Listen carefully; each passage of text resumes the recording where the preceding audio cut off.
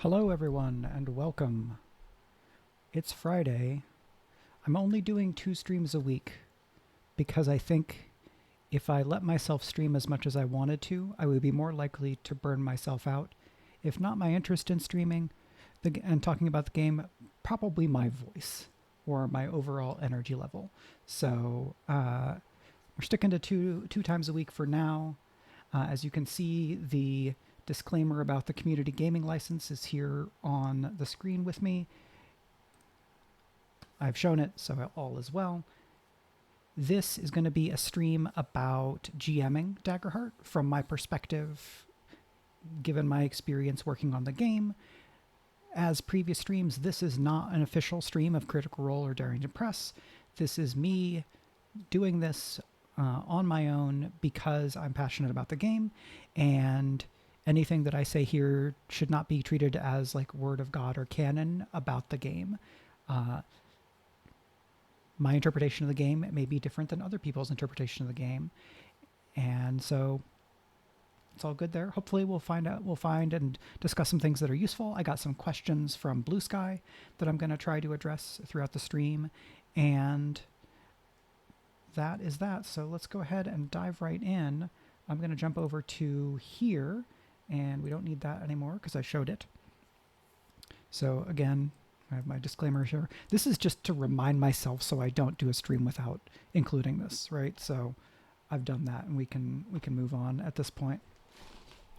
I will quickly shout out some folks who followed recently because I don't know that I did so for everybody. So that's Way Later, Xyvan, XYVAN, Aiden's Adventures, Tidawar, who was, I think, chatting in the last stream, Donovan522, and Dr. Claw MD. Twitch names are very fun, so thank you all for following and making this process very fun for me. So, Daggerheart GMing. A lot of people have talked about, oh, here's the ways that the game is different from D&D, or here's some stuff about the asymmetry in Daggerheart, right, if you're the GM versus if you're the player. And if you haven't seen it, I would definitely recommend folks watch the Get Your Sheet Together video on GMing that Critical Role put out that is an official video. The videos that they do with Get Your Sheet Together are great because they are not only kind of direct from the design team in terms of the text, they are delivered really well by Matt Mercer, who is one of the designers, credited at the same level as I am, additional designer. Though I'm pretty sure he spent more time working on the game than I did because he co-owns the company and really likes the game, I think. It sure seems like it. That's not really a secret. But right, Mercer's a great presenter, and they have good editing. So they've kind of distilled stuff down into a really digestible presentation. Maldarian. I've always been of the opinion that the group you're playing with has a greater impact on the success of the game than a system, but there are systems that are more encouraging to a specific style of game. Daggerheart looks like it falls in the type that encourages cooperative storytelling over Munchkin dungeon crawling. Exactly right, Maldarian. Good to see you back. Yeah, right. You can have fun playing a completely free-form game where there are no explicit mechanics, and you can have a bad time playing a game that theoretically is really well designed to have the kind of fun that you thought you were looking for. If there's a mismatch in expectations or in personality conflicts, right, those things can go rough. But what I will try to do today, alongside the other stuff that I've been doing, is my best job at presenting how I see Daggerheart working when it's firing on all cylinders, and how to try to make the game work for you as best you can. So I pulled the SRD over to the side so I can refer to it if I need to. I've got basically 3 big areas to discuss for today. And then I have some Q&A where I already took down questions. So I want to go over the conversation and fiction first GMing. We're going to talk about GM moves, which is a unit of play as the GM, and then this idea of leading the writer's room. And to not do the thing where you're in a PowerPoint and people are just reading the PowerPoint, and not that any of you would do that, but just to make it a little bit easier, We're going to switch back over to me talking, and then I will jump over to the text when I need to.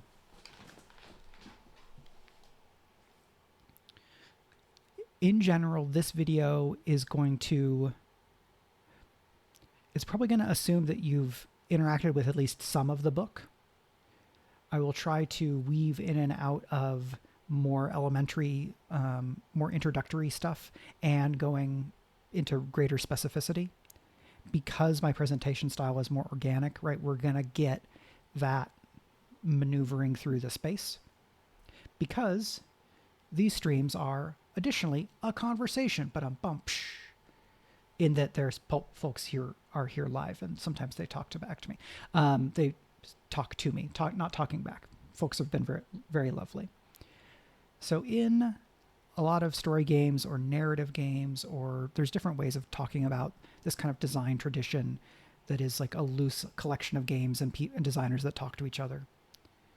We have this idea of the conversation, and that is, as I think about it, just a broad way of talking about how play happens, right? We are sitting together at a table or in a video call or however it is that we're gathered, and the game itself is a conversation. The conversation here refers mostly to how we kind of connect with the mechanics, connect the mechanics to the story, and basically keep the GMing, or keep the play part of the game going. Hello, Hola Peppa. And thank you for subscribing with Prime, Falcon Forge Fantasy. Great to have you here, and thank you so much for the subscription. So the conversation is basically the game operating as it is meant to proceed. Sending some love from SPG. Hoy. Okay, I will do so, hoy. Well, thank you so much for coming from SPG, Falcon Forge Fantasy. I hope your games are going well. The conversation is really useful to think about in terms of Daggerheart, because it's another element that will help you keep the idea of fiction-first gaming and help implement the GMing principles and best practices.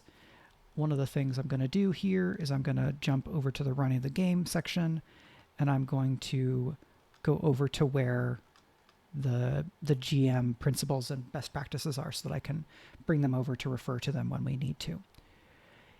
The full book of Daggerheart has much more in the running and adventure section than is in the SRD.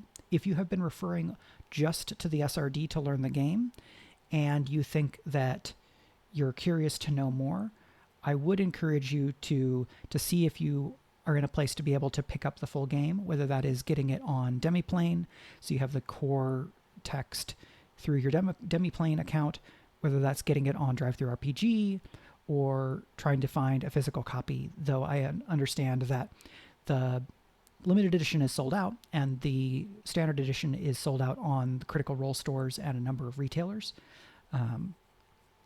So if you're excited about Daggerheart and you can buy the book, there's a lot more in the book that will help you have a better time running and playing the game. So that plug out of the way, I'll keep going. For folks that are not familiar with the term fiction-first gaming, it is in... So a reference to fiction-first gaming is in the book. Let me see if it's in the SRD as well. What kind of game? This should be in what kind of game is Daggerheart, which may or may not be in this section.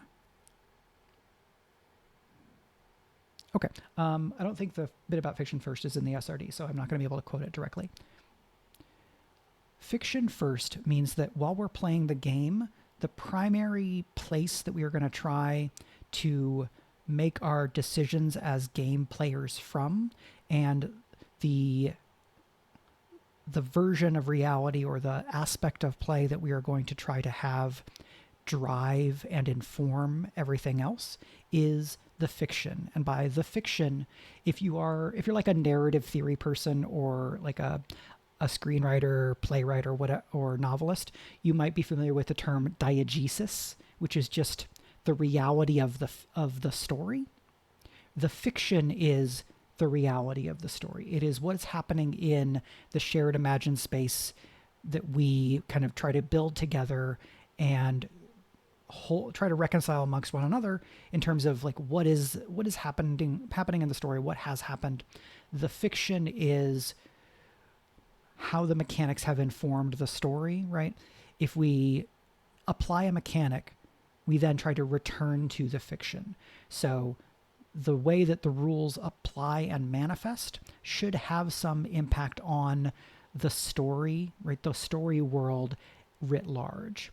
I was talking with somebody earlier today about the armor and damage threshold system, saying that this is one of the ways that Daggerheart's kind of focus on the fiction applies, where if I have a character who takes major damage, right? It's between the major damage and severe damage thresholds. If I have a character that takes major damage and then I don't use armor or I can't use armor, that manifests in the fiction as an injury that we would think of as being major damage, right? That is probably, it's not necessarily a broken limb, right? But it might be a bad gash or a stab somewhere important. It is a meaningful blow for a starting character. Most starting characters, 2 hit points is 1/3 of your starting hit points, right? If you take 3 of those hits, you have to make a death move. So that's a major injury. And so you would describe what happens to your character, or the GM would describe what happens to your character to reflect those mechanics, because we were in the fiction, we engaged the mechanics, and then the mechanics said, here's an output. You're going to mark 2 hit points. You've taken major damage. We apply those mechanics, and then we reflect that new reality in the fiction. We use the mechanics to address and resolve uncertainty in a dramatic situation. And now we are returning to the fiction to advance the story, and we are having the mechanics inform the fiction similarly and in a mirror to how the fiction informed the mechanics. The fiction tells us when to use the mechanics. All of this is a fancy game design way of saying that the story and the mechanics need to inform one another and should then reflect one another. If you have a feature that you want to use, you should do what you can to create or ask for or find the fiction or kind of a beat or moment or context in the story that supports it. Right? If you have an ability that says, like the Syndicate Rogue, right? Somebody jumps, basically somebody comes out and helps you. If you're trying to use that ability when the group has been on their own for some time, to keep the integrity of the fiction, you may want to think about how and why somebody was following you to be able to help you in this moment. And then when you use the mechanics, you engage the mechanics, it doesn't feel like it's just completely arbitrary. It doesn't feel like someone is just dropping it's not like somebody has just dropped a new mob into the scene only for them to do a thing, right? We want to try and maintain the believability of what's going on in the story. Maldarian says mechanics are uninteresting if they aren't serving as a support for a narrative choice. I think in a game like this, that's very much, I think, the intent. And it's mostly how I play. I think there's absolutely folks who are happy enough to engage mechanics and not as focused on that back and forth. So I don't know that I'm going to say that that's a universal, but it is definitely something that I agree with for my own play. Right? They're not interesting to me, or they're going to become more interesting if I can tie them to the fiction. This is part of why I think experiences are really fun. When you write your experiences, you are giving yourself an opportunity to, and setting yourself a challenge to find the moments where those experiences apply and would help you. The other thing that I have in my notes for Fiction First GMing and Fiction First games is this sewing metaphor. Yes, thank you for the clarification, Maldarian. Your opinion. Yeah, right. Your opinion can't be, or I'm not going to say your opinion is wrong, right? Your opinion is your opinion, and I happen to agree with it in my own experience. And yeah, and it definitely helps cooperative storytelling, because if most of us are focused on one approach to the game and else is focused on something else, that can be tricky. So returning to the sewing metaphor, I don't know if somebody else or someone else in game design has probably already said this or made a metaphor or analogy along these lines, but something that came to mind for me is this idea of sewing, right? So when you're sewing and you're stitching, right, you're connecting two or more pieces of fabric. If we imagine that our pieces of fabric are the mechanics and the fiction, or the mechanics in the story, the rules in the story, our play is the needle and thread. We touch the mechanics, or we start from the mechanics, or sorry, let me start again. We start by touching the fiction, and we go from the fiction. We begin with the fiction. We pierce through. We connect the fiction to the mechanics, and then we reflect, apply, and then we go back from the mechanics to the fiction. And if our play is smooth and we're operating optimally, right, we have an even, effective stitch that connects the fiction and the mechanics so that they feel like they go together, right? We are constructing the overall garment of play experience. Sowing, reaping, yeah. I hadn't thought about that other approach. Gaming is also a sowing and reaping kind of a situation, where ideally, in the kinds of games that I like to play, the players are sowing, knowing that the reaping is going to be scary, dramatic, complicated, whatever, right? So you're going, yes, yes, yes, I'm sowing something that's going to be a huge problem when it's reaped. But again, that's back to playstyle. So if you are coming to Daggerheart from other traditions of games, right, and there's no one best game design tradition. I have a particular game design history in terms of games that I've engaged with and I'm drawing influence from. And everybody on the design team at Daggerheart had their own history. And right, all those came together and we did our best to cite our sources and combine all of our different perspectives. If the idea of beginning and ending with the fiction is new as a GM coming to Daggerheart, things to keep in mind include when somebody wants to trigger a mechanic or a rule, think about whether the fiction has set you up for that to make sense, for it to happen. It may be that either you ask the player to create that connective tissue, or you say, well, let's figure out what this looks like in the fiction, right? We try to figure out how to make those mechanics manifest in the fiction so that we don't have this moment where we feel like the fiction has been left behind entirely and we're just living in the world of mechanics, and then we're going to go back into fiction. This desire to kind of keep the fiction and mechanics linked, I think, is also, we can see that manifest in some of the post beta design choices that the team made, right? So we streamlined how armor and damage thresholds work. We removed the action tracker so that the GM didn't have two different resources that had a conversion ratio to have to be able to manage at once, then yielding to a more fluid, flexible flow of play. Maldarian, I usually think of gaming more in terms of a stage and highlights and spotlights more than fabric. And maybe I need to update. There's whatever metaphor is working for you, right? My mom is a quilter and sewer and tailor, seamstress. And I learned some sewing and construction when I was in the Society for Creative Anachronism. So I am a little bit like a magpie in collecting a bunch of different metaphors and similes and structures and frameworks of thinking. So if this is useful to you, then I invite you to take it and use it where it is helpful. Stage and highlights and spotlights is also kind of in the vein of things that I think about. And Daggerheart specifically talks about managing the spotlight.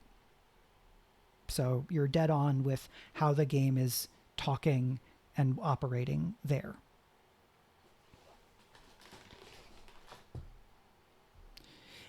If you find play in Daggerheart is lingering in the world of mechanics, it doesn't necessarily mean you're doing it wrong. Again, what I think may then be useful is trying to pause or reflect or step back for a moment and say, okay, well, what does this look like in the story, right? With a group that I play with that did beta playtests with me, all NDA'd friends of mine. This is not necessarily Daggerheart stuff, but when we start a new campaign, one of the things that we ask, and this is mostly due to my friend Tom, so I'll tip my hat to Tom. Tom will ask, what medium is this story? Basically, right? Are we imagining this as a live action TV show? Are we imagining it as a cartoon for grown-ups? Not like adult cartoon in terms of pornography, but a cartoon made for the assumption of a grown-up audience. Something like Legend of Vox Machina, right, is a cartoon for adults versus something like Steven Universe, which is mostly a cartoon for children that then many adults like as well. Is this a comic book, right? If you're playing Masks: A New Generation, you might be imagining your game as a comic series. When imagining that story, right, if you have a particular medium that you want to refer to, that gives you some language for thinking about how to represent stuff in the fiction. My stream thing says I'm offline. This is very curious. Am I actually offline? Okay, then Twitch is being strange. Thank you so much to G2Buddy and Maldarian for reassuring me that we are still here. Right, so when you ask, what does this look like in the fiction? If you know that you're using the language of cinema, you can say, it's like, oh, okay, well, we go in tight on my character as they kind of, their eyes scrunch and their brow furrows, and they think about all that the villain has done to them and their people, and they summon the willpower to get back up and dive back into the fight. Okay, cool. That is how your second wind ability manifests, right? If you have mechanics but you don't know what the fiction is that goes with it, or it hasn't been established, you can help keep the game running smoothly by reflecting on the fiction and trying to think about how to thread the mechanics back into the fiction. Because if we begin and end with the fiction, we know from what's happening in the world of the story when we should make rolls, right? Sometimes the rules will say, make a roll in this situation. But a lot of the time, the situation in the story will say, you're trying to do something, but it's dangerous and there are interesting consequences. So now we're going to call for a roll. And you can do a lot of Daggerheart operating mostly by that framework. There may be certain times and certain features or mechanics where it's a little bit more led by the mechanics, but often those are the mechanics will tell you when the moment is, and so you have a little hook from the fiction or like a flag that says, hey, when you're here in the fiction, we do this move. So that's something like at the beginning of a session or once per long rest. You can go, okay, that's the unit of story that we have to do this within. And if you don't connect every single mechanical moment to the fiction, the story gods are not going to come and beat you up. But you may find that that is a move you can do, right? It's a technique you can utilize as a GM or even as a player doing Daggerheart, that will help you enrich the experience of play because you are adding to the story, the fiction. And a lot of times when you're a GM, what you can do is you can ask a player, hey, what does this look like? Right? What does it look like for you to use an armor slot? You know, is your armor representative of your character's magic wards? Is your armor your reinforced clothing? You know, for a character who has bare bones, so they're not wearing armor, but they have armor slots. What does it look like when you take a blow, but the armor protects you? What does it look like when you use this wand and do a magic attack? You know, what does your version of a given rule or mechanic look like? Because the game is designed with a lot of flexibility and room for reflavoring, that means that the specific details given about any number of features are not necessarily really, really structured, nor are they meant to be definitive, right? If you take for your character an item that says glowing rings, the book does not tell you what those glowing rings have to look like. Even if you're looking at the lovely sketches in the book by Sean Ellis, those are an option, and you are certainly not required to use it. I've played in Daggerheart, or I've run Daggerheart games where glowing rings was someone was wearing almost like Green Lantern rings, right? And they did this, and then the ring kind of shot out an attack. I've had other people ask about whether glowing rings are like something out of Doctor Strange, right? Where you have the kind of circles of runes and things and stuff is twisting, right? So you have like your glowing rings and then they shoot something. Both of those are equally valid. When you're building a character in Daggerheart, you don't have to establish a lot of that stuff right away. You don't have to do it during character creation.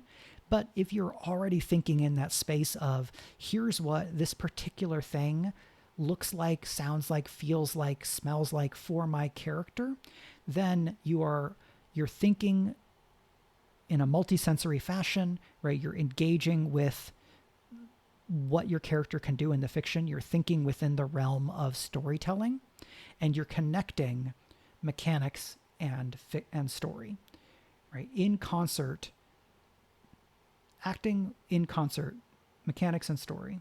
This is what Daggerheart is to me. This is as I do Yoda stuff, right? I find Daggerheart sings the most when mechanics and fiction are acting in concert and supporting one another, feeding into and out of one another. So that's that. That is the first bit about fiction, the conversation in fiction first gaming. It's a little bit of a kind of a groundwork thing. It's a philosophy thing. It may be familiar or even kind of a standard assumption for some of the folks that are watching. That's great. Means you're already supported, and maybe you get a little bit of how I think about it in terms of Daggerheart and how it manifests there. So the next thing we're going to do is I'm going to talk about GM moves. And for this, I'm going to go back in the SRD to this GM stuff. We're going to go up here. I'm going to pull this back over here, and we're going to do this. So the running the adventure section. GM guidance. These three sections provide a foundation to help you get the most out of the game. The GM principles are your guiding star. When in doubt, return to these principles. So we have these three sections. There's GM principles, GM best practices, and pitfalls to avoid. GM principles, like it says, are the guiding star. When in doubt, thinking about the principles will, to the best of our ability, right? These are the things we have said to try to help you make a Daggerheart experience that is in line with what we are trying to help you do, right? And so one of those principles is begin and end with the fiction. Use the fiction to drive mechanics, then connect the mechanics back to the fiction, right? That's the 2-sentence version of what I just spent 20 minutes saying. SRD is great because it is a distilled text. Collaborate at all times, especially in conflict.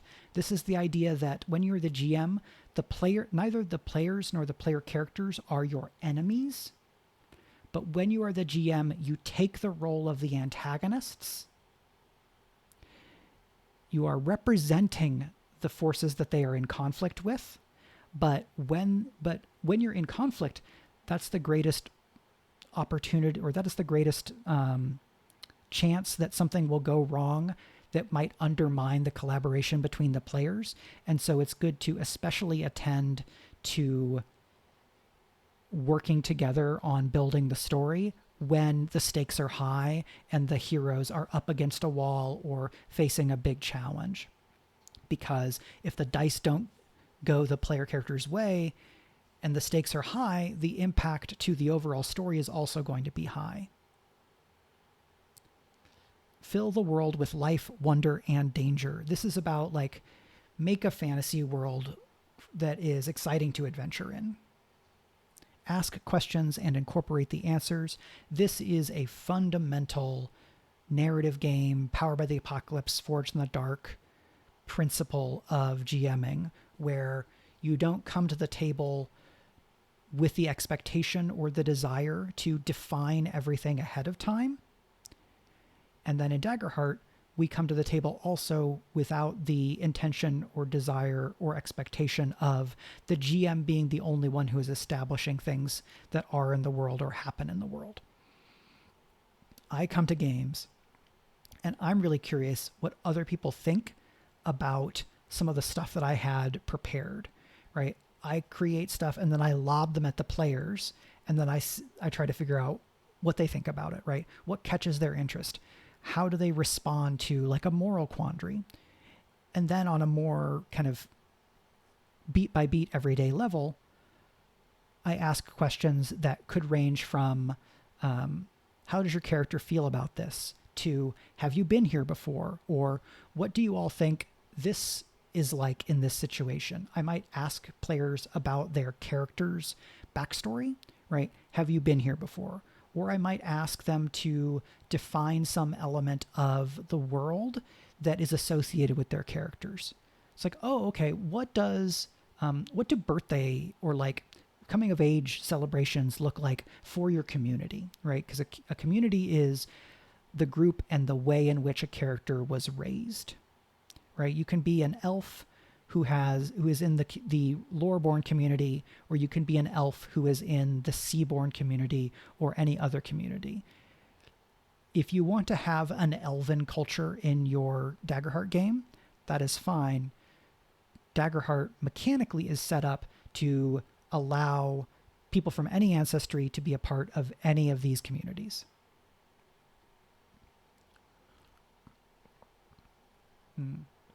Yeah, there are actions players can take which will break the game, and there is artistry in guiding players away from those places.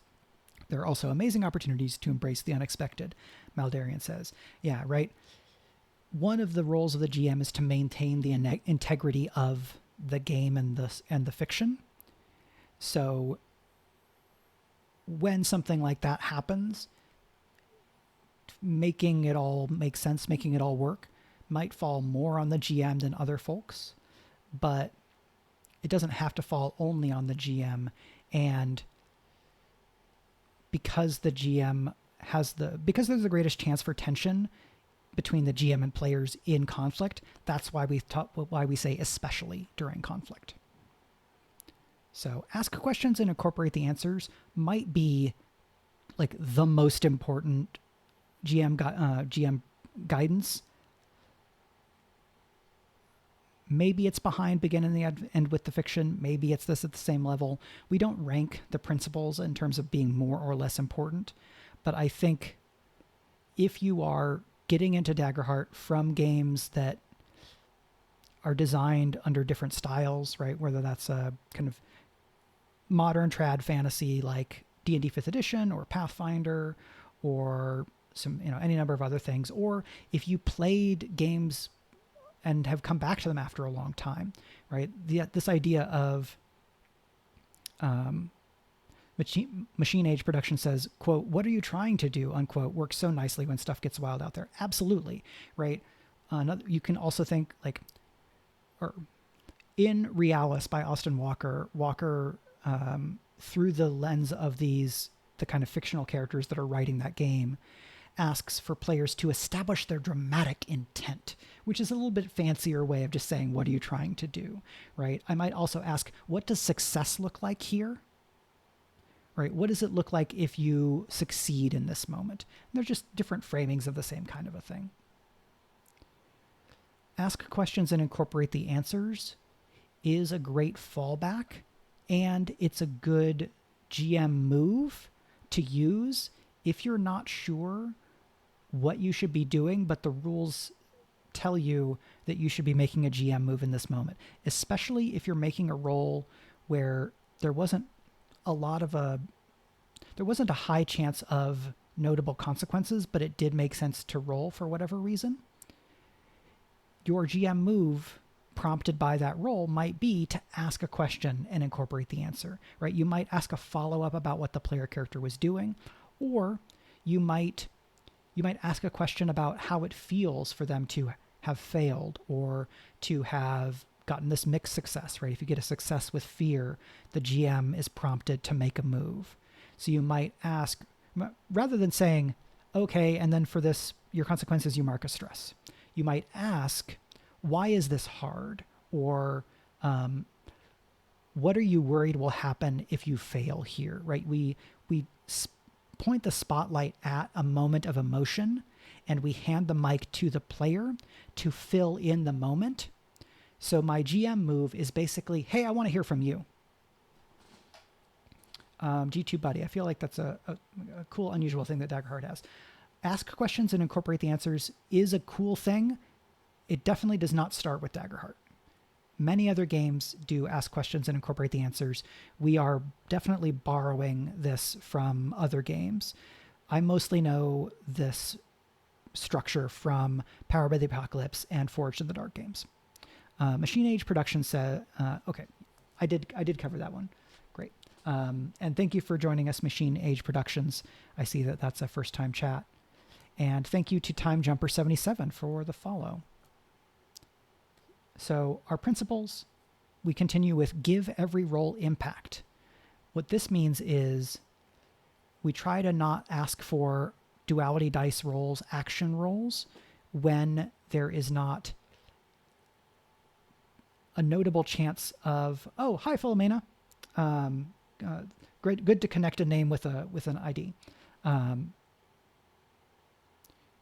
Some games will call for rolls more often than others, but because of the structure in Daggerheart, every roll that is an action roll has the chance to produce a GM move, will produce hope or fear.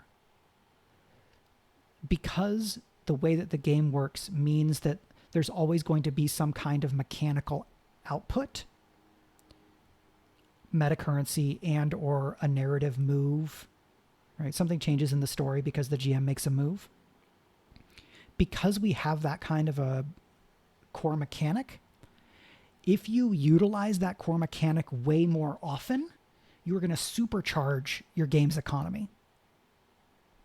If in a 3-hour session you call for 4 rolls, you're only going to be generating a total of 4 hope or fear, parentheses with some exceptions.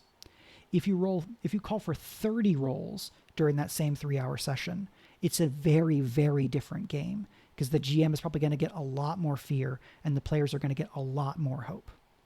There is not a hard and fast rule for how often you should call for an action roll. Yes, the platonic Daggerheart session is 4 hours and you call for 12 rolls, 3 hours per roll. Perfect. No. Art is uneven, and even when you're thinking about like structure or structuralism in narrative, that's not going to necessarily hold in every case at all the times. But the way we address it here is to give every roll impact. There should never be an action roll where you roll the dice and you go, it's a failure with hope. Nothing happens. Something happens for sure. You gained a hope. But something else probably should happen, which is that the GM should make some kind of move because that's how we've built the game. So if you make a roll and it's a failure with hope, but you don't have a sense of what could go wrong right away, you don't have to have something go wrong in the moment right away. There are these other moves that we'll talk about, but it might then make you reflect on, oh, maybe this roll didn't have impact in the way that I thought it was, and I'm going to keep that in mind for the future. There is a balance here, right? Because people are going to want to use their cool abilities, and a lot of people like rolling dice. But what I found you can do in Daggerheart is if you give every roll impact and you let a lot of rolls maybe have a bigger impact on the narrative than you might if you're playing a different game, you might find that you create more story in the same amount of time, because every roll creates a bigger chunk of fiction that flows out of the mechanical result, right? I can pretty easily resolve an entire fight scene with one action roll if I want to. And I sort of did that in the charity game that I ran this Monday for the ArvCon Damon Runyon Cancer Research Foundation fundraiser. You go, okay, there is some danger here, but this is not as important of a fight. And so what I'm going to propose is that we do a group action. One of you is kind of leading the group in this combat. The other folks are going to make these reaction rolls representing what it is that you're doing in this scene. And then we'll apply those bonuses and you'll make the roll. And then that will give us the overall result of this scene. It's not totally rules as written for Daggerheart, but I think it's absolutely viable. And there are times when it might make sense because you want to give something a little bit of weight, but you don't want to necessarily spend as much time on it as you might want to be spending on other things. And so that is a choice that you can make as a GM. The last two principles listed here are play to find out what happens and hold on gently. Play to find out what happens is another kind of mainstay of the Power by the Apocalypse design tradition. And the idea is that you don't come to the table with a structured, firm idea of what is going to happen, right? You're not encouraged to have prep that says, yes, and then after they do X, Y will always happen. One, that's kind of assuming they're going to do X and they might not. And then if you are certain that X will happen and then Y will happen, there may not be as much room in that for the players to have as much narrative agency, add to the story, and be co-storytellers. One thing that has come up in conversations about Daggerheart and things that people are asking for is more structured, like more fully structured and longer adventures. And I think this might end up being an interesting, I think this will be an interesting conversation within Daggerheart communities, especially creator communities. It is something that I have been chewing on and thinking about and talking with people, because if you have a 300-page adventure module, if it's really tightly structured and has a plot that kind of just goes on and you have to follow, it may be harder to apply the principles and elements of Daggerheart that are more focused on collaborative storytelling and shared narrative authority. Or as the game master, you might have to work harder in a different way to take that module that has a certain structure and expectations and massage it or warp it or pull it apart to make room for the players to shift it in bigger ways. How much you want the players to be able to kind of move the story in different directions, where you want that balance of narrative authority and how it is shared to be. These are questions that you can only answer at the table among your group. There are going to be some groups that don't want as much narrative authority, but they do like a lot of what Daggerheart has and what it does. And they're going to want to, we want to play it this way. And there are going to be other groups who embrace the shared narrative authority part in Daggerheart to the point where the GM is really not doing much prep at all. The GM is thinking things through in response to what the players are saying their characters are doing. And the GM's prep looks more like thinking about possible consequences and backlash and antagonist action in response to what the players are doing. Play to find out what happens is more in line with that latter approach, right? It's come to the game with curiosity about who the characters are going to become, right? You might have a sense of what character arc you're planning for or expecting, but Daggerheart does not ask you to be married to that. Instead, hold on gently.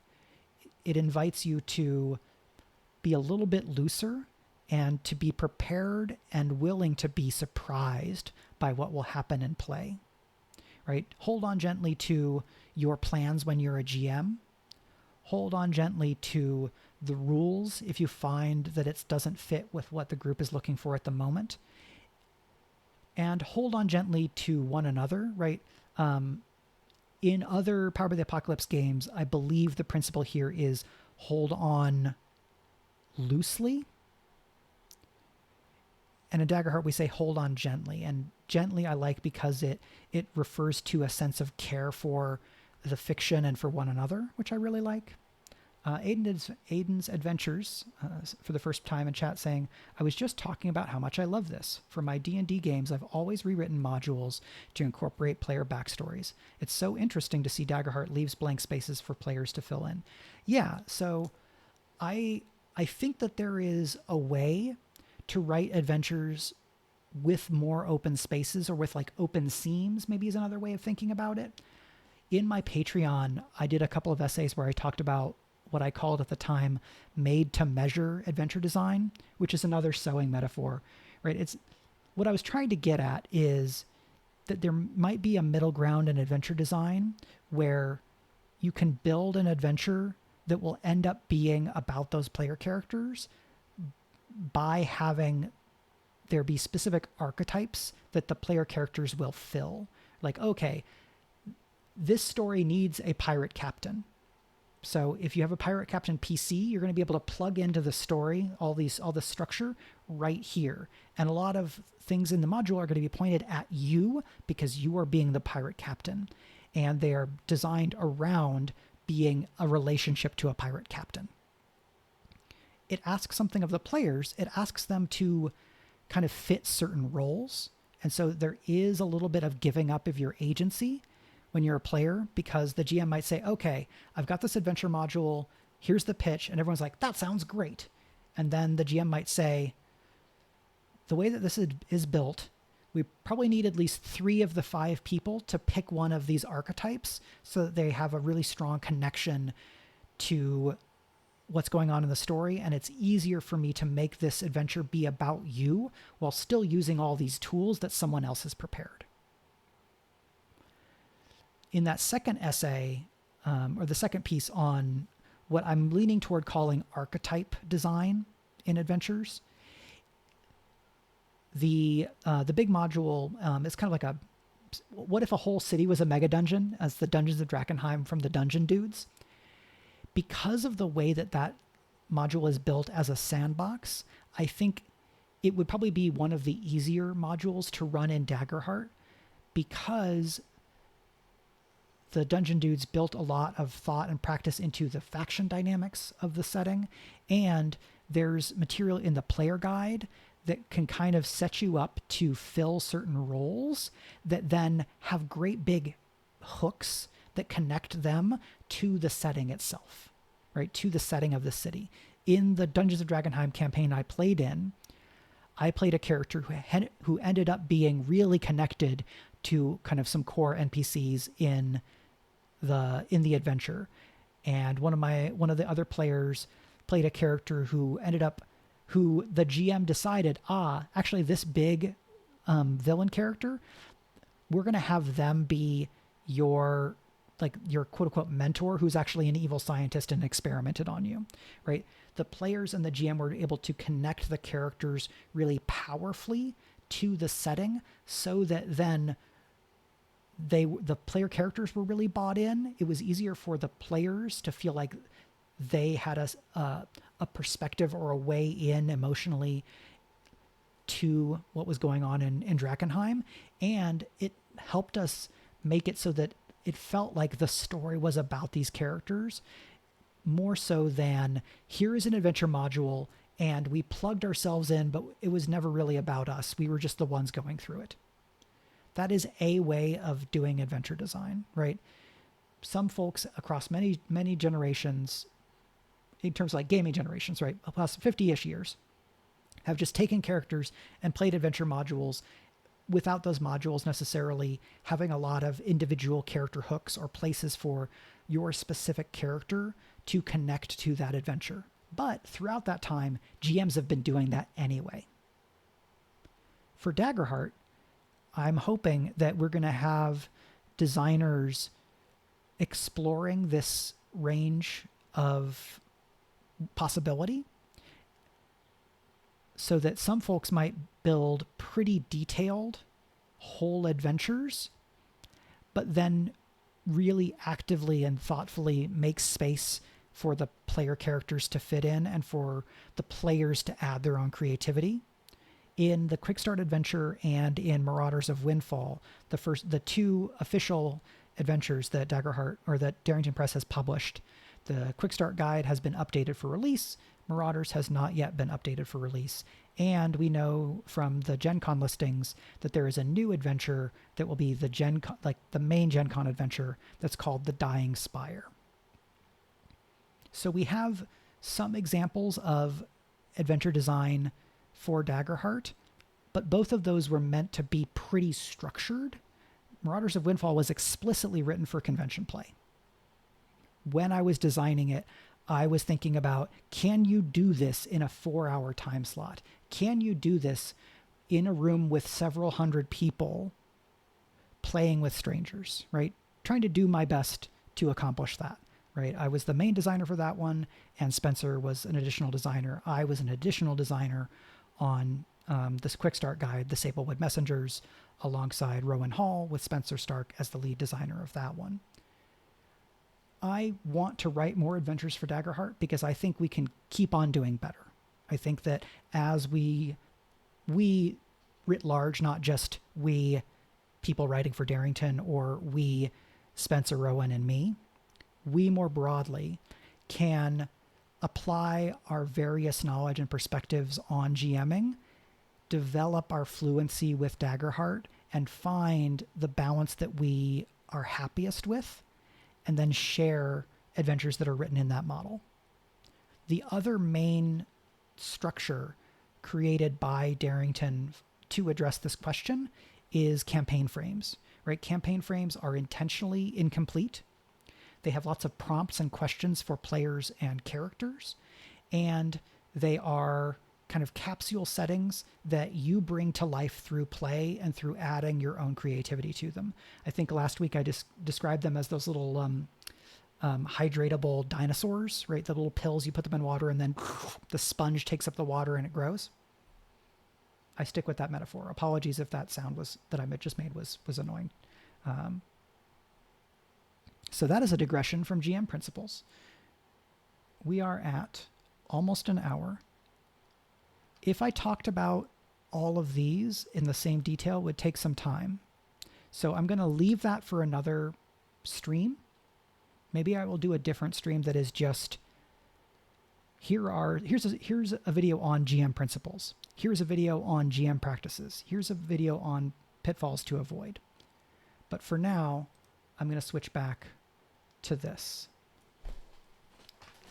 I've talked a little bit about some of these things, and I do still want to try to get to some Q&A. My goal for this stream is somewhere between an hour and 15 minutes, maybe 2 hours on the outside. 2 hours with the door closed and the computer on gets pretty warm. So the GM move is the basic unit of play as the GM. We've talked some about when you would make a move, some other things I want to add. In the SRD, it says, make a GM move when the players roll with fear. Thanks for hanging out, Maldarian. See you later. Make a move when the players roll with fear, fail an action roll. Those are the two that are easiest to think about because they emerge from engagement with the mechanics, right? We roll the dice and then we think about what happens. But those aren't the only time when we are encouraged to make a GM move. The other three are you do something that has unavoidable consequences. The players give you a golden opportunity, an opening that demands an immediate response. And lastly, when the players look to you for what happens next. Something that I saw discussed during the beta and even after release is folks who are coming to the game with a different perspective saying, well, there's no reason for any player character who doesn't have the best stats to hit and damage the current monster. They should be the only one who goes because you can do turn order however you want. That is a way you can approach the game. But if we think within the world of the fiction, what does that look like? That looks like one character taking a lot of action and the other characters failing to, refusing to engage in the situation. So if I've got 3 player characters and I send in a wave of bandits, and then the one character who has like the mechanical greatest bonus in this particular situation goes, okay, cool. Well, I'm going to attack the bandit, and I rolled a success with hope. Cool. I'm going to attack the bandit. I got a success with fear. Okay, the GM goes. Spotlight returns to the players. Okay, cool. I'm going to go again, and I'm going to attack this bandit. I might, unless I have a clear sense that the other players are absenting themselves from the story and it's not a problem for anybody, maybe I wouldn't do it. But the answer for why wouldn't you just have one player character with the best stats act until the challenge is done is that gives me a golden opportunity as the GM to have the other adversaries attack those player characters that aren't being proactive. In the book, I think we have a bit of writing that says that one of the golden opportunities is if a player describes their character running past a dragon. Well, if you run past a dragon, that dragon is probably going to try to bite or claw you. And so you might improvise a move. And if a player says, well, hey, that's not fair. I didn't roll with fear and I didn't fail an action roll. But you did give me a golden opportunity. You did do something that has unavoidable consequences. Unavoidable consequences maybe we use more like if a character does some cool thing that would destroy the building that they're in, even if they get a success with hope, you probably need to destroy the building that they're in. Unless the way that action resolves actually avoids what seemed like an unavoidable consequence. If you're going to have an unavoidable consequence, it's good when you can to establish that before the roll.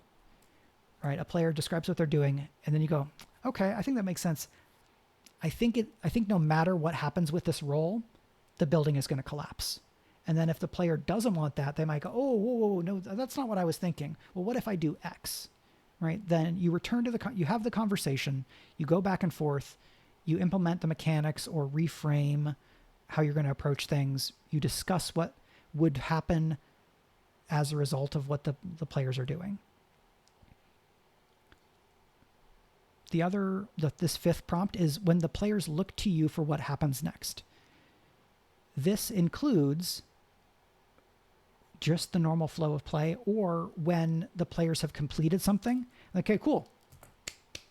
We beat the bandits. What happens next? That is the players looking to you, the GM, for what happens next. Now, that doesn't mean you have to do a really hard move immediately. The move you do might just be ask questions and act and incorporate the answers. It might be you show how the world reacts, right? The players have just done something and you show how the world reacts. When they look to you and you describe the next beat of the story, that is showing how the world reacts. So these are some other key moves that I took some notes down, that I took notes on as being useful. I talked some about ask questions and build on the answers. It's a good fallback. Another good fallback for a success with fear result is make a PC mark a stress as a consequence for their actions, right? You did it, but it was harder than you were expecting, and it tires you out a little bit. A move that is farther down the list toward a harder move, but I think is very powerful emotionally, and therefore it's a good move to use, is to use a character's backstory against them when you want to make it personal and raise the stakes. I had, in a game this week, a character described having kind of appropriated a identification that let them operate as an agent of the law because they're a detective. This was all very interesting. The character is playing a detective. I wanted to be able to support that. That player had, in the character backstory, talked about the character having a kind of a rival who is like a sheriff. And I go, okay, you misappropriated paperwork that lets you operate as an officer of the law, and you have a rival who's a sheriff. I'm going to use this against you, but I'm going to try and do it in a way that is fun for you, the player, and put spotlight on your character. And I think it worked out. Having a character who was tied into their backstory be the one to challenge them on this thing that they've done in like stealing the paperwork that lets them be like operate as a cop or a magistrate, that had a greater emotional impact because it was in alignment and it alignment with and it emerged from that character's backstory. If that player had said, oh yeah, I've got this writ of magistrate, and didn't have something about law in their background, I could still introduce that character. It probably wouldn't be as exciting because it wouldn't have that extra emotional cachet. It wouldn't have that payload of like, oh, this guy works for that sheriff. When I'm GMing, I try to find these hooks to take what I'm looking to do to create new challenges or move the story forward and have it be in alignment with and a manifestation of or escalation of something that one of the players has established. Because that is me yes-anding what they've already done, and it's a way of me showing them that I've read their backstory and I care and I'm interested in the character because I'm introducing something that is going to make them have to act, and that action will be taken in the context of who they already were, what they have done before, and what has happened for them before the story of the game has started. Other things to think about when picking your GM moves are, what are you interested in this scene, right? What about this scene is interesting to you? Can you foreground it a bit more? Can you spotlight the environment to kind of convey this thing that you're interested in? You might ask, who hasn't had spotlight recently? In that session, I made this move because that character had not gotten as much spotlight, and I wanted to share the spotlight. You might ask, what additional element of the overall story could be added to the scene, right? Is there something else I can weave in that would make sense to apply here based on what's already in the fiction? Or if I'm just kind of using my storytelling instincts, is this a good moment for somebody to kick open a door and pull out a pair of wands to kind of to create to warp the saying, right? When the story gets bogged down, have somebody kick open the door with a gun. So as I go, I find more and more things that could be an entire stream on their own, but that's fine. We'll keep going at this scale, and then maybe I'll come back around to things later. So the last big point I had before the Q&A is this idea of leading the writer's room.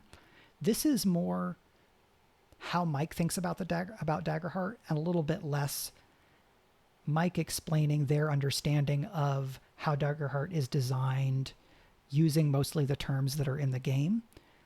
The writer's room is more how I think about it, and I think the idea of the writer's room is less in the text, even though it is in alignment with what is in the text. So what I mean by a writer's room is how television is made, or especially how television was made. The current streaming era has some notable differences in that writers' rooms are often much smaller or don't even exist because it's just the showrunner writing all the episodes. Sometimes it's like a small writer's room, but what I'm thinking of is a slightly older model of TV, but our writer's room for a table at Daggerheart is somewhere between 3 and 6 players normally. Sometimes you'll have a bigger game. When you're making TV, you have the creator who goes, okay, I'm going to create a television show. I'm pitching it to this network. They say, cool, we want you to make this. Here's, there's going to be something about having a producer. The creator is often also the showrunner, which is a different term. It has some producer elements. I don't want to get too into the weeds there, but somebody assembles a room of writers, and it's a room because they all work together in a room for at least a good chunk of the time. If you have a 22 episode season, each writer might write 2 episodes, and so you'd have like 8, 10, 12 people on your writer's room. Shorter season, you might have fewer writers. So let's imagine we have a writer's room of 6 people. The showrunner represents the GM. The GM takes on the mantle of the showrunner. They are ultimately the person who has to make everything work, and they are probably the person who will resolve disputes between different ideas, or at least lead the process of resolving those disputes. But what the showrunner doesn't do is write every episode. The group breaks the story, which is take the basic idea, develop it, and then take this plan for what happens in the season and break it into chunks that are the right size to be written as episodes. In the writer's room approach to Daggerheart, right, every player gets to contribute plot threads through how they build their character, add to the world building, make decisions about what happens in the story at individual beats, either because of the result of rolls or because the GM encourages them to kind of take the mic for a moment, to take the spotlight. Everyone is a co-author. This writer's room approach is also kind of how I approach GMing, especially in the last year or so, as I have been really interested in moving toward an experience of gaming where the gap in narrative authority between the GM and the players is much smaller. Right? Daggerheart is a game built to do that, but how much you do it can definitely vary, and I think the game can work with the players having a little bit more narrative authority than in some other games. And I think it can work when the players have a lot more narrative authority than they have in those other games.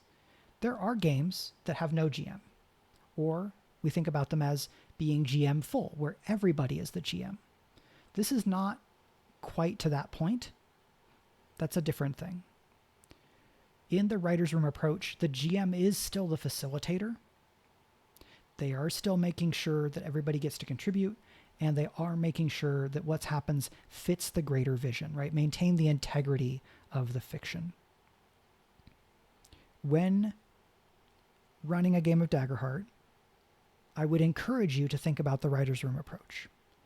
If you are really interested in seeing and experiencing how people will bring their own creativity to the game, give folks that spotlight to shine on their characters, to shine on their ideas as storytellers. This means you're going to have to think a lot about when to hand the mic over to a player. In the rules, we say that on a crit or a success with hope, you might be encouraged to ask the player who made the roll, okay, so how does this work, right? What does it look like when you get this critical success here? On a success with a cost, you might ask them what their success looks like, and then you as the GM narrate the cost. So there's a little bit of process there for knowing when to hand the mic over, but you might hand it over in other situations, right? You might ask a question, hand them the mic, and then build on those answers. If you are trying to do a writer's room approach, you're going to have to manage plot threads. And by that, I mean the players have written plot hooks just by writing their character backgrounds. If they've written their character backgrounds and you cannot find any plot hooks in them, you might want to work with the players to go a little bit deeper, to dig a bit more, and think about writing those background questions in a way that creates factions, notable NPCs, and or character ambitions. Right? Here's what my character wants to do. Here's somebody my character cares about, whether that's positively or negatively. Here's a group that my character has some relationship with. Right? Those are building blocks for story. When I get all of these character backgrounds, I try to identify those building blocks, and then I connect them to hooks. And I throw out these hooks to see how players respond to them, whether they are landing with the player, interacting with their character to that element as I expect, or if they're taking a different perspective on it, right? I throw out hooks and I see what they bite on. Then if a player is interested in a hook, interested in one of these elements, that is a plot thread that is now going to have to be managed alongside whatever else is happening in the story. In the core book, toward the end of the running an adventure section, there's a chart with like stuff about A plot, B plot, C plot. When writing that, I was not thinking that this was going to be A plot, B plot, C plot like it was television all the way. More like, here's the main thread that I'm feeding the characters and we're operating along. Here's another hook that could come up here and it would create an interesting contrast or bring spotlight to a player character who isn't getting a lot of spotlight otherwise. And then here's some other element that could come into play. A B plot and a C plot can cast the A plot in contrast, right, by emphasizing some other element of the story or a character. A C plot might be the thing that pulls a character away from the A plot, allowing the A plot to develop a little bit because the player characters can't be everywhere at once. You don't necessarily have to think in A plot, B plot, C plot, but it is one of the ways that you can think about planning and prepping and GMing Daggerheart, where if you want more structure, if you want to be able to think ahead a little bit more, this is a way you might be able to do that without committing too much to particular outcomes, right? Here's a vector along which I think there could be interesting conflict. Another thing to reflect on, if you're curious about using this kind of A plot, B plot, C plot option, or if you're just interested in tools that might help prep for Get Daggerheart in general, I would encourage folks to look at the idea of fronts from Apocalypse World. Apocalypse World has a second edition, and then there is a kind of almost half edition called Burned Over. I think the second edition book will be fine. You can also look at clocks in Blades in the Dark. Blades in the Dark draws heavily on Power by the Apocalypse and specifically Apocalypse World. So you can kind of get this from both of those. And we were definitely drawing influence from both of those in some of how the advice and guidance for GMing was written. I know because I wrote part of it, and that's what I was thinking. More stuff on leading the writer's room, right? I already said you throw out hooks, and then we're going to develop threads based on player actions and interest, right? If I throw out a hook and it doesn't seem to catch anyone's interest, right? They don't respond to it. They don't try to get more from it or act along that vector. I might go, okay, well, maybe I'll try this one more time in another situation. Maybe it wasn't the right moment. But when I throw a hook and somebody went right, when I get a bite, then I know that I've got engagement, right? And we continue this metaphor. A thread that a player character or that a player has engaged with that is a signal from the player. Yes, I want to play this. I want the game to include this, right? I am interested in this. Let's keep going. And so then I would introduce new elements, right? Add challenges, show how the world changes based on their actions, and then these threads develop. They are not plot threads, things the GM has decided will happen no matter what. They are like threads within the tapestry that we are weaving together. I don't hand them a tapestry. I throw them a string, and they start weaving it in as we are weaving together. And again, I'm using various complicated textile metaphors. Something else that these extra story threads can do is they can let you engage additional player characters who aren't necessarily as tuned in or excited about whatever the main plot of the moment is. And so I have a couple of examples here. These are not dissimilar to examples that are in the book. If you have an assassin, or if one character has a mentor that was assassinated in their backstory, and then another character has a childhood friend who became their rival, I might look at those two characters and go, but what if they were the same person? And I connect two characters through this NPC, because reintroducing this NPC and establishing to player one, hey, this is the assassin that killed your mentor. And then at the same time, or a little bit before or a little bit after, establishing that this is the friend turned rival of player character 2, well, now we have a triangle. We have player character 1, the NPC, player character 2.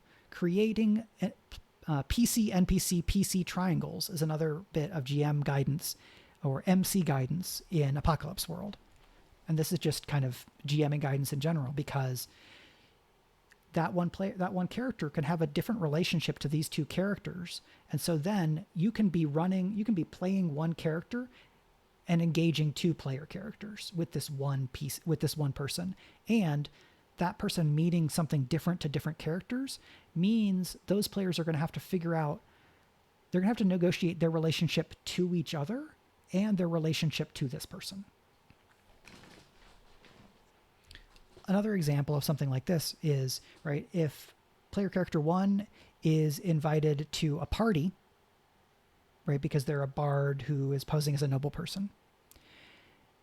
If you decide that that party has a mage's salon, right, where prominent mages in the region are going to be talking about magical theory and their accomplishments, well, then your wizard scholar character in the party will probably get real excited about that mage's salon. And then if the guardian in the group is in love with the wizard, they're probably going to tag along, right? This is a little bit of a riff on something that was in the book.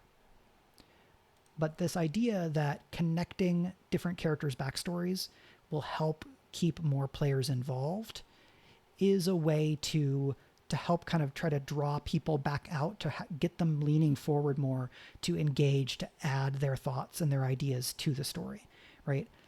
A Daggerheart table operating at full power is when everybody is dialed in, everybody is excited about what's happening, is curious about what's happening, and is interested in trying to figure out together what is coming next. And that's the good stuff, baby.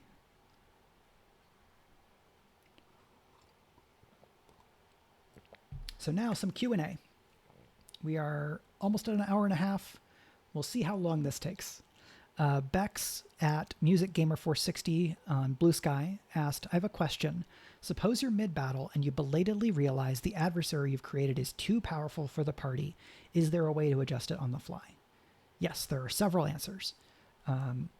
Right, you can, and I'm just going to jump back to here since we're not looking at SRD stuff as much. So there's a bunch of ways that you can do this. Part of how you respond may reflect or may be informed by what your relationship with the party is. If you've got a really good rapport with your party and you feel like they're not going to be upset or annoyed if you drop the GM screen and talk to them above table, you might just say, oh, wow, I did not intend for this enemy to be this powerful. Let's figure out what to do here. right? You can just open a direct channel of communication, and you can say, hey, I didn't mean for this enemy to be this hard. Is it okay if I just make a couple of tweaks? Because I think we can still have a fun time with the scene, and I want it to be more appropriate for where you are right now. So that's one option. It requires a lot of trust, and maybe you don't want to do it because it involves a little bit more like public self-censorship, or you're censoring yourself, like, hey, I fucked up. Maybe you don't want to say that. Here's some other options. Ask the players if they think this fight is winnable, right? Just address the problem, right? You're still communicating to them as players. Be like, hey, if you don't think you can win this fight, do you want to run? Maybe you offer them a bargain. Hey, if everybody marks a stress and you let me take a couple of fear to represent what's going to happen, I'll let you all get away, right? That fear will come back and make problems for you another time, but we don't have to keep doing this fight this way. I'll let you all get away from it without us having to do more rolls, right? Everybody will take some stress and we'll just move forward. In RPGs, we might find that players are less willing to let their characters lose fights than if we were telling stories in other media, right? In TV, in film, in comics, in video games, right? In video games, if you lose, you try again in a lot of cases. We don't so much have that in RPGs, but if we're thinking about Daggerheart as this collaborative storytelling game, maybe one of the things that we can do differently is reflect on, yeah, I think the PCs lose this fight. I think they just realize that they are outclassed and they have to run. So maybe that can work. Ask the PCs if they really think they can win this fight and what the character's emotional stakes are. What is your character thinking right now as you see the Guardian flung across the room and the last of their armor break, kind of falling ruined to the ground, leaving them just with their gambeson bloodied and already injured? Do you really think you can win this? Right? Does your character think they can win this? Is the character willing to risk it all? Is the character willing to go out in a blaze of glory in this moment? Is this that time? Maybe it is, maybe it isn't. Another option, and this will only work in certain circumstances, is you can just reflect on whether you think the adversary still wants this fight, right? How did this fight start? What are the different combatants' objectives in this conflict, right? It's a conflict because at least the two or more parties believe that they cannot both get what they want, right? If the party wants a magic item and then the skeleton knight has been, magically ordered to keep anybody from taking the magic item, these characters are at an impasse. But knowing what the skeleton's motivation and orders are, if the players just leave, the skeleton might not pursue them. Maybe they're even ordered to not leave this room. If you're fighting like a wild animal, the wild animal probably only wants the player characters dead if they believe that those characters are the best source of food, right? If you come into an animal's territory, maybe they don't want to eat you. They just don't want you in their territory, right? What would a bear do in this situation, right? Would a bear fight to the death here? Has the bear taken several hit points of damage, right? If the bear isn't going to fight to the death, maybe it's winning the fight, but it realizes that to kill the players might take more energy or might be more dangerous than they're willing to risk, right?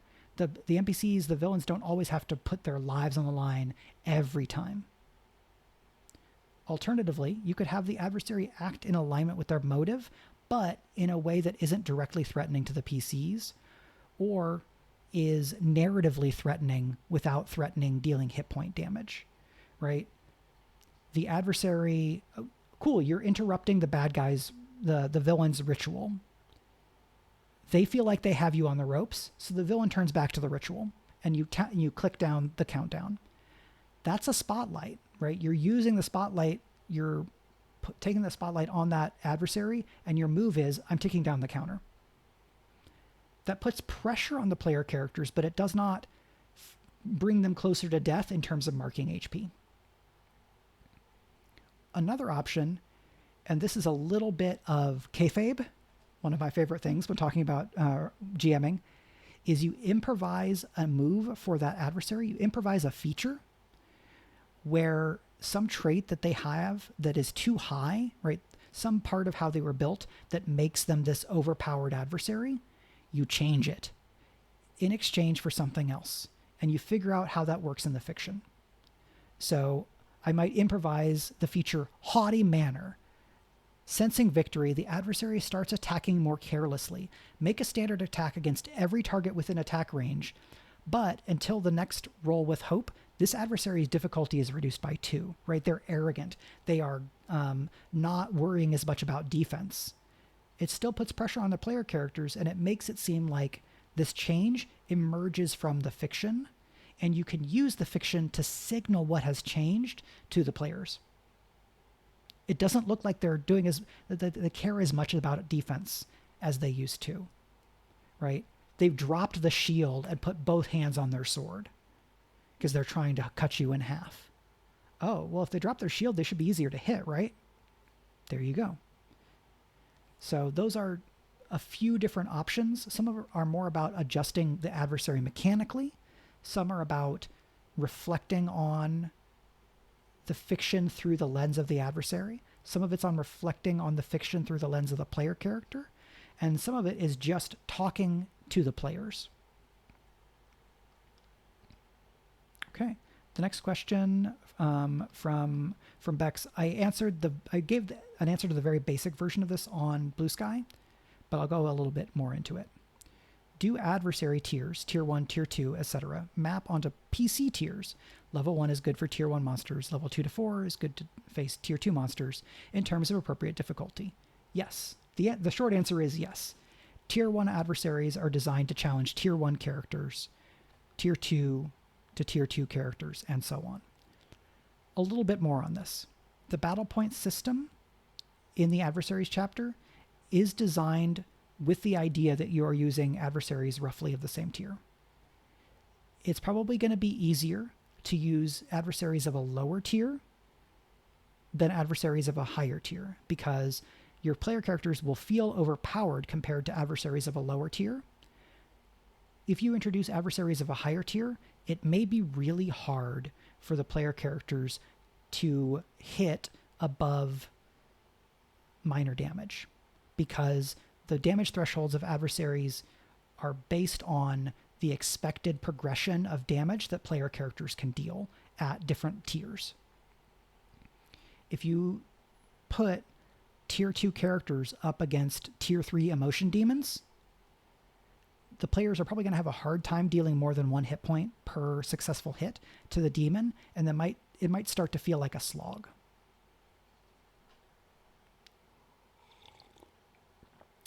Cypher Golem 1. That's a strong response. Is that because is what I'm saying kind of in context with what you've been doing? If you want to unpack that more, I'm happy to talk more if you would like, but if not, don't worry about it.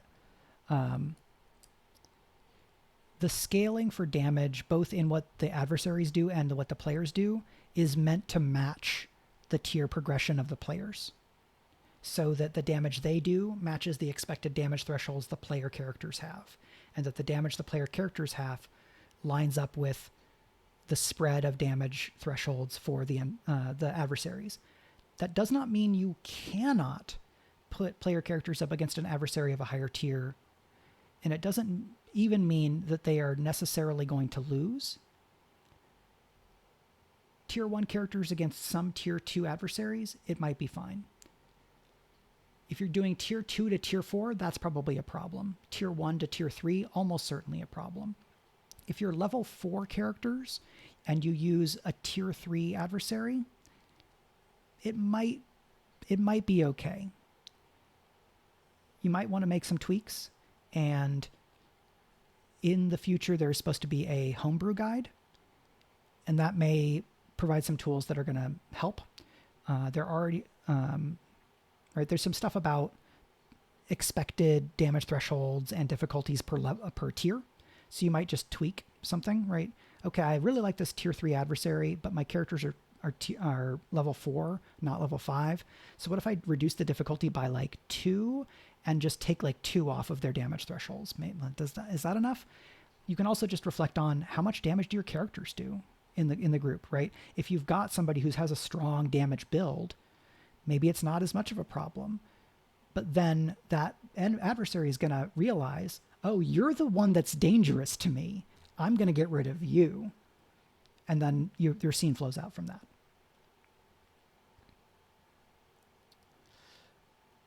All right. Paul Weimer. Hi, Paul. At Prince Justin or Prince Javistin, JVSTIN, on Blue Sky, asks, what do GMs of systems like D&D and its variants need to understand about Daggerheart systems? What are key takeaways in trying it out? Hey, Rolling with Krakens. This is great. Thank you for everything today. Is a very nice thing to say. You're very welcome. And it's been fun for me getting to share some of my experience and thoughts about the game. So thanks for being here. And I'm glad it's interesting and useful for you, or some combination of those.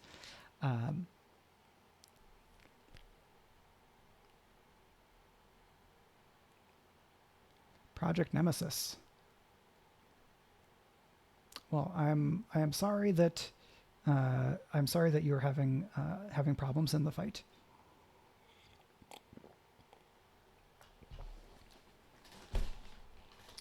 Pardon me, just kicked the table a little bit.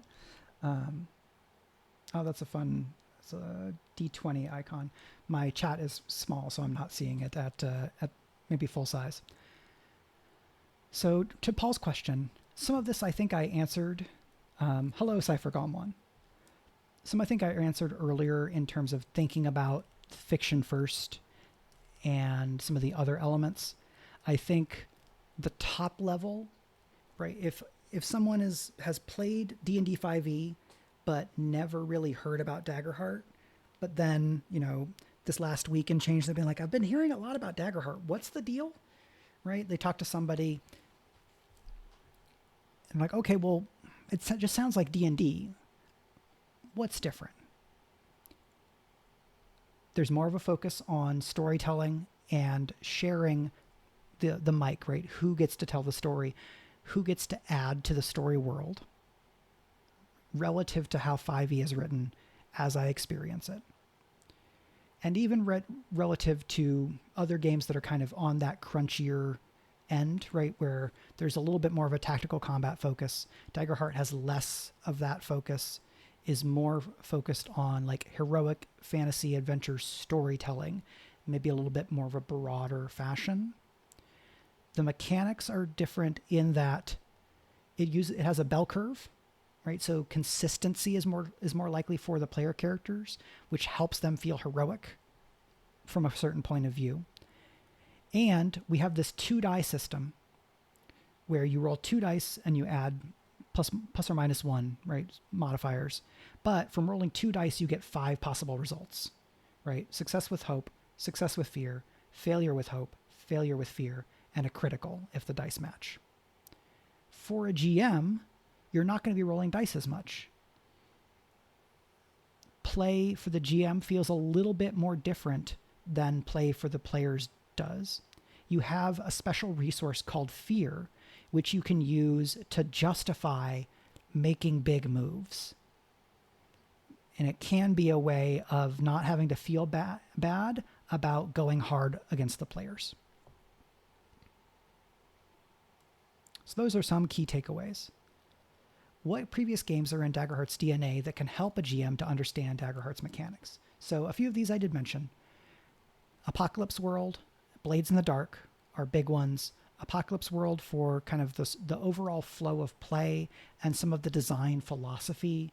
Fiction first, play to find out what happens, begin and end with the fiction, address the players, address the characters. Some of these principles have kind of resonated so strongly that they are kind of taken and repeated more or less in the same phrasing, because that phrasing is very useful and precise. So if you've played mostly 5e or mostly Pathfinder or mostly kind of traditional fantasy games within a certain vein, right? This is an oversimplification. But if you're coming directly from 5e and you're like, Daggerheart seems really different in some ways, I don't get it. Or it doesn't seem as different as people are saying, I don't get it. Well, you might also then want to look at Apocalypse World or look at Blades in the Dark and think about what in those games seems like it is echoing, even though this game, yeah, right? What do you see in Daggerheart that resonates or echoes what you're seeing in those games is really the thing. You might also look at Genesis. So that's the most recent Star Wars RPG. Genesis has proprietary dice, but what those dice do is they give you non-binary results. You can have success with a complication, and you can have failure with a benefit, right? And they have their own terminology because the dice have different little symbols, and some of the dice have multiple symbols, and there's more than two types of symbols, right? There's an axis of advantage, disadvantage, and there's an axis of success, failure. And then there's also that force axis in the Star Wars games, but that's both more and less relevant for Daggerheart because the manifestation in Daggerheart is hope and fear, but it kind of works different in other ways, so it's not as much a thing.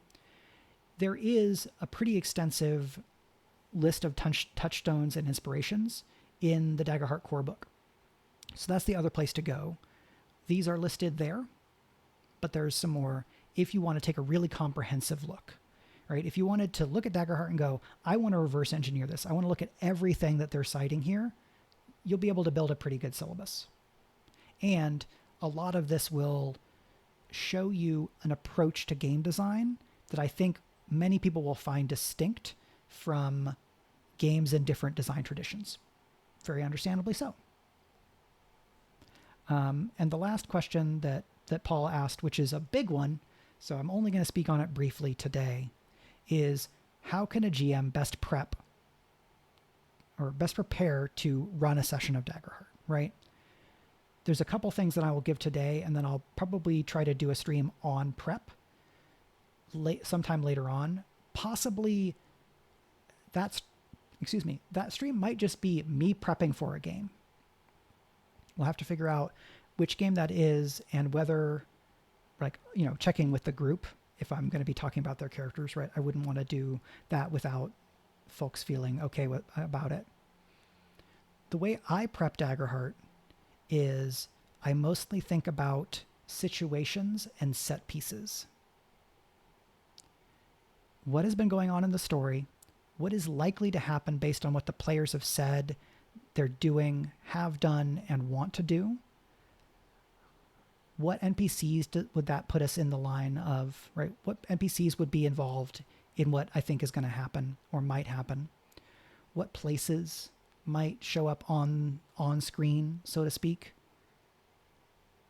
What challenges could I add that would enhance other things that are going on?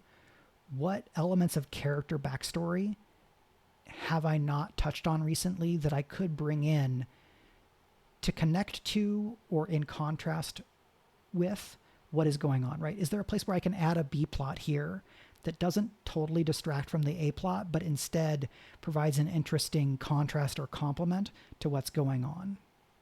It complicates things in an interesting way.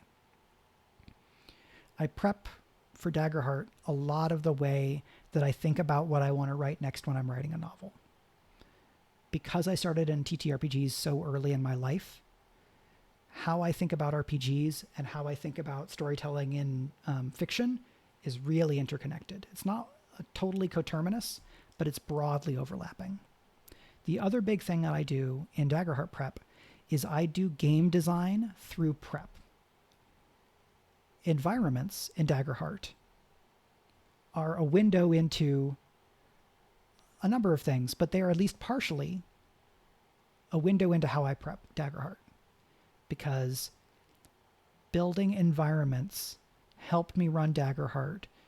And when we were developing environments, I built environments in my prep and how I built environments to fit what I needed in my prep, right? So that it was something that came out of a design need and then were applied to prep, were useful in a preparation sense, then applied to play, and then the feedback from play fed back into game design.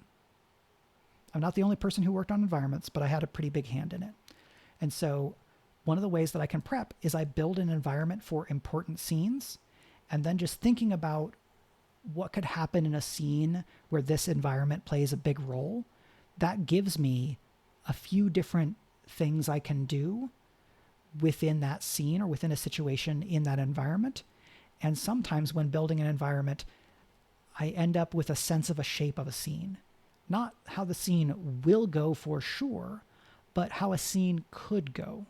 If I use this move, and then I use that move, and then I use that move. And I'm using moves here because that's the language in other games. If I use this feature, that feature, that's the Daggerheart, real Daggerheart language.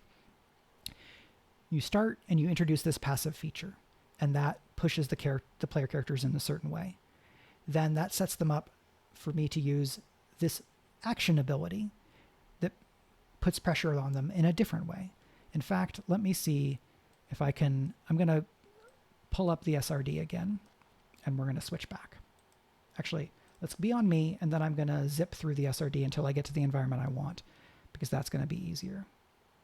So we are going to go look at Haunted City, because this is, so here's real insider stuff. Haunted City was created by me in prep for a game I was running. Right? It then got into the document and was edited, and other people contributed to it. But this is the clearest example I have that is in the SRD of how prep is designed as prep for me. Right? So the basic thing is they are going into a haunted city. There is information there. Right? There are countless mysteries to unfold. A PC who seeks knowledge about the fallen city can make an instinct or knowledge roll to learn about the place and discover potentially haunted loot. So you make a roll. Here's some ideas on what you might do based on the results. Critical success. Gain valuable information and a related useful item. Success with hope. Gain useful information. Success with fear. Uncover vague or incomplete information, right? Give them something, but not everything. And then on any failure, a player can mark a stress to find a lead after an exhaustive search. I didn't want to give them a null result, because if they're here to get information, I want them to keep moving forward along that line. I'm more interested in what they do with the information than on can they get information. Right? And then these feature questions are things I keep in mind. What greater secrets does the city contain? Why have so many ghosts lingered here? What doomed adventurers have met a bad fate here already? These are kind of evocative questions for me to ask myself and possibly refer back to in play to then maybe inspire some additional thing that I'm going to try to do. Ghostly form. Adversaries who appear here are of a ghostly form. They have resistance to physical damage and can mark a stress to move up to a close range through solid objects. Right? This is a way for me to use a bunch of different adversaries, but then make them ghosts. There are already ghost adversaries, so I was using those, but I could make other ones into ghosts. Right? Ghostly versions of other adversaries. See ghostly form. Dead ends. Here's an action, right? This was a passive and another passive. An action. The ghosts of an earlier era manifest scenes from their bygone age. This is 2 eras. I should have said age. That's on me. Such as a street festival, a revolution, or a heist. These hauntings change the layout of the city around the PCs, blocking the way behind them, forcing a detour, or presenting them with a challenge, such as mistaking them for rival thieves during a heist. Dead ends is a move to allow me to split the party. I could use this feature to cut off the route that the player characters were going to take if they were just like, let's just leave, or to keep them from being able to take the easiest way out of the city. I use a move. I use one of my GM moves. I introduce this dead end. I point the spotlight at, this is a weird magic haunted city, right? you're not where you thought you were, or somehow something is different right away. Right? You could use dead ends a couple of times to stymie the player characters. How much you use it, how often you use it, where you use it, that's a judgment call, right? What do the ghosts want from you? What do you want from them, right? If you're engaging with them more directly. And thank you so much for the follow, Rolling with Krakens. The last feature here is Apocalypse Then, like Apocalypse Now. Features are a place where I can make jokes. Just let me have this. You can spend a fear to manifest the echo of a past disaster that ravaged the city. Activate a progress countdown as the disaster replays around the PCs, right? A progress countdown is one that the players have to complete. To complete the countdown and escape the catastrophe, the PCs must overcome threats such as rampaging fires, stampeding civilians, collapsing buildings, or crumbling streets, while recalling history and finding clues to escape the inevitable. Here's how I could use this. It's mostly how I did use this. Introduce the city. Give that hook of like, oh, there's a bunch of stuff that you could find here, right? There's old books, there's old knowledge. And then they pursue buried knowledge. Something I did was, on a success with fear, I introduced a ghost who could help them find the information they were looking for, in exchange for letting the ghost ride basically travel with one of them out of the city. Because I made up this idea that the ghosts can't leave the city for some reason unless they're possessing somebody. And that then kind of went for a couple of sessions, and it was great. Ghostly form, I didn't need to use because I just used the Spectral Archer, Captain, Guardian characters.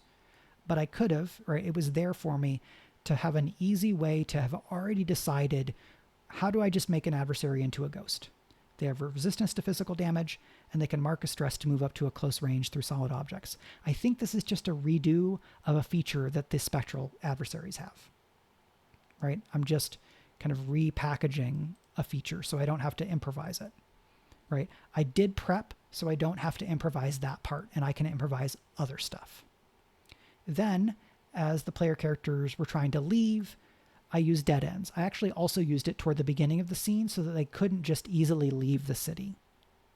Right? They had to press on.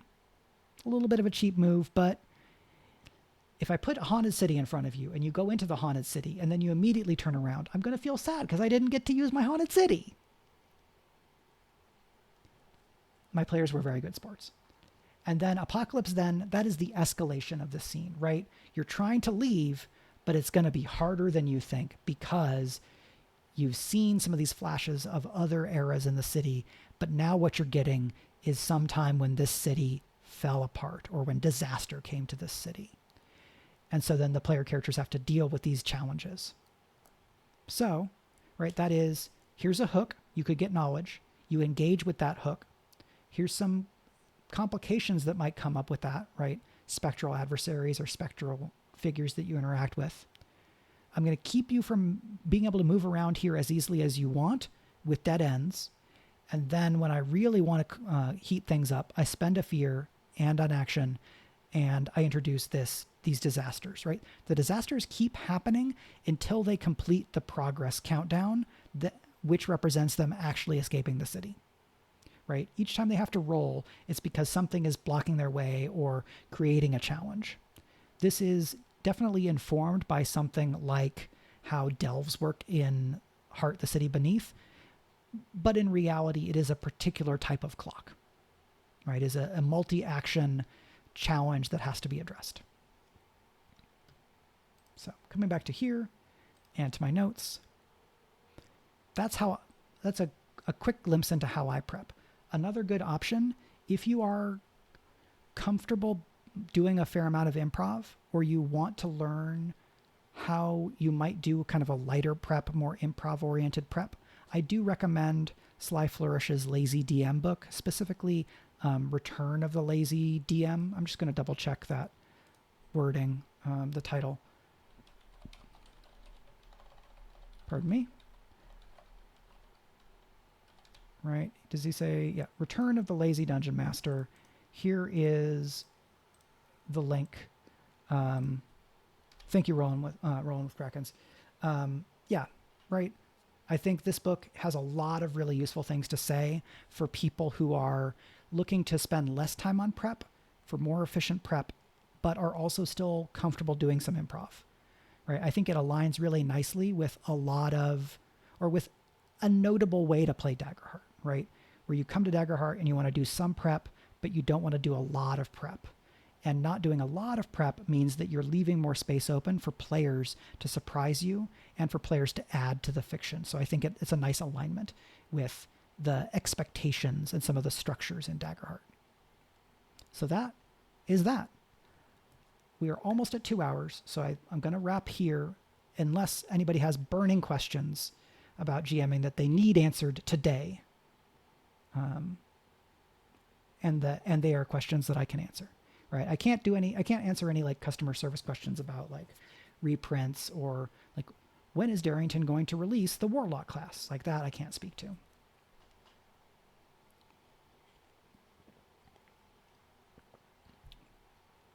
Okay. So I'm going to give folks another couple seconds and I'm going to look at my list of who is streaming to decide if there's someone that I can go and send a raid to.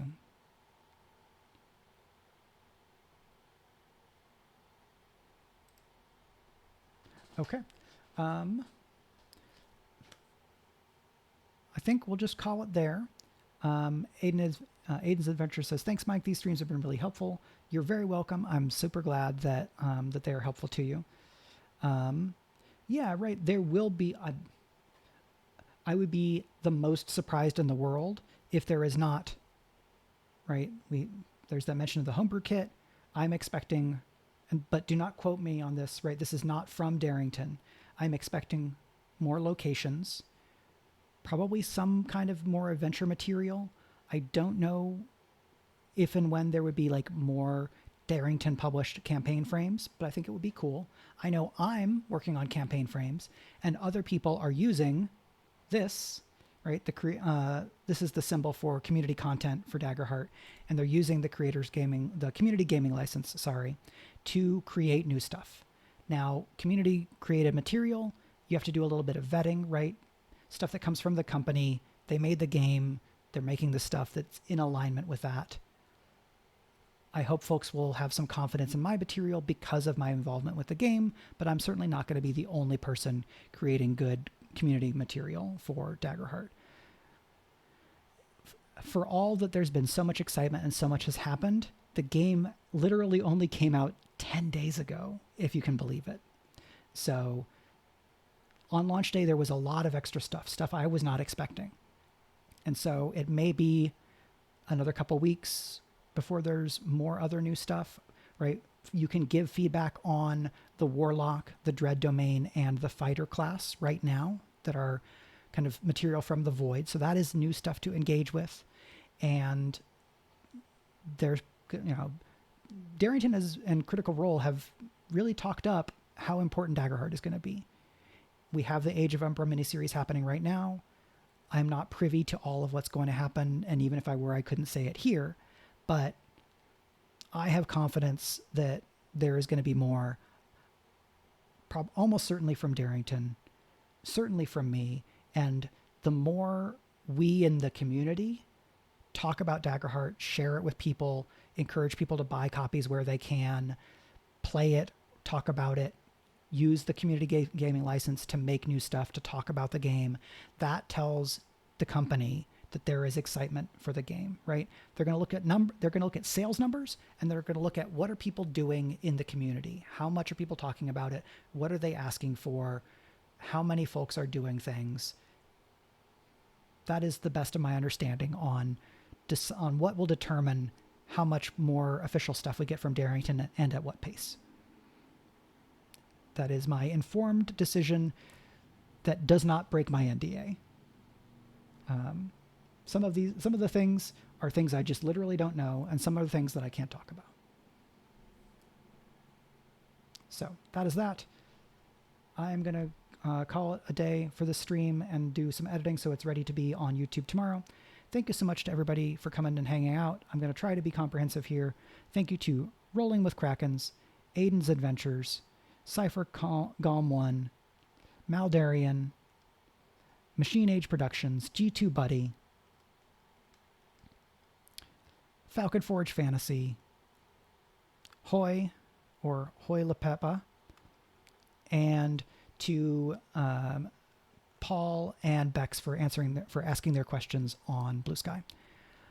I plan to stream again next week. The rough plan is Wednesday, I'm going to make some oozes because it's ooze week. And then Friday, I think we're going to talk about class design, like making new classes for Daggerheart. So look forward to that. If you have not already, I would encourage you to become at least a free member at my Patreon at patreon.com/MichaelRUnderwood. I post my schedules there. There's some stuff you'll just get for free. And if you are in a position to become a paid subscriber, right, paid member, at $2 USD or more, you get access to the work in progress version of the Hope Punk fantasy campaign frame I'm building called Bastion of Hope. And you get access to that first batch of adversaries and environments that I made, some on stream, some not on stream. Again, all of this is using the community gaming license. It is not official material, but I think it's pretty cool. So there is more there if you want to go look. If this is the first video of mine on Daggerheart you've seen, you can go to youtube.com/@MikeUnderwood. And there is more where this came from. Now I'm actually going to go. Thanks everybody for hanging out, and I will see you next time.